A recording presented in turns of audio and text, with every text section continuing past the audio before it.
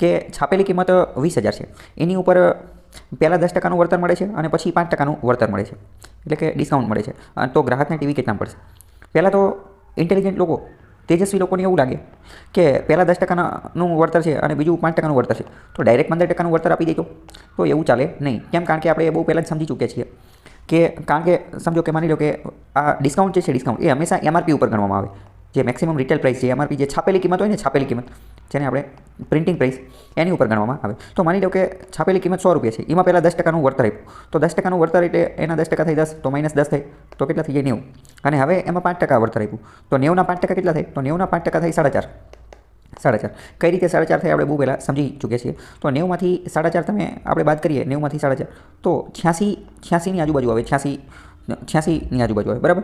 જ્યારે આપણે ડાયરેક્ટ આના 15% કાઢ્યા હોત, આપણે 100ના ડાયરેક્ટ 15% કાઢ્યા હોત, બરાબર, તો કેટલા આવે? 85 આવે.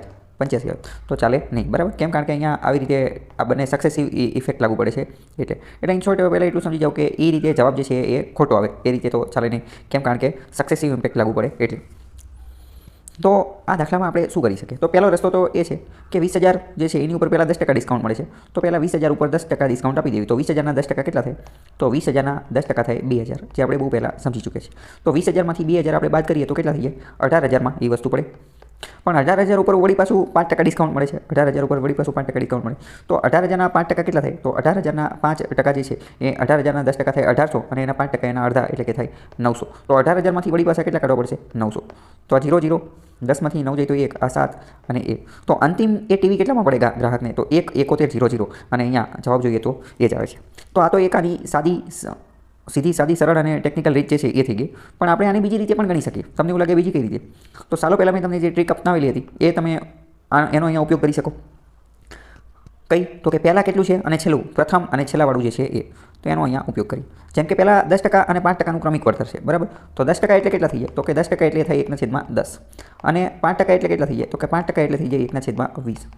વળતર છે એટલે કે બાદ જ થશે, વળતરનો મતલબ બાદ થશે. તો પહેલી વસ્તુ હતી એ કેટલા થશે? 10માં લઈ અને 9માં વેચી, 10માં લઈ અને 9માં વેચી. બીજી વસ્તુ હશે એ શું? તો કે 20માં લઈ અને 19માં વેચી. બસ, તો આ થઈ ગયું ને. હવે પહેલાંથી છેલ્લું આપણે જોઈએ છે, પ્રથમથી છેલ્લું જોઈએ છે, પહેલાંથી છેલ્લું. તો આ બધાનો ગુણાકાર કરી નાખો અને આ બાજુ આ બધાનો ગુણાકાર કરી નાખો.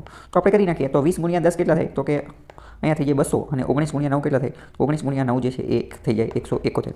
તો હવે આપણને ખબર પડી ગઈ કે શરૂઆતની કિંમત 200 હશે. શરૂઆતની કિંમત કેટલી હશે? 200 હશે, અને અંતિમ કિંમત કેટલી હશે? 171. પણ રકમ ધ્યાનપૂર્વક જોઈએ તો ખબર પડે કે શરૂઆતની કિંમત 200 નથી, કેટલી છે? 20,000 છે. 200 નથી, કેટલી છે? 20,000. આની કરતાં કેટલા ગણી?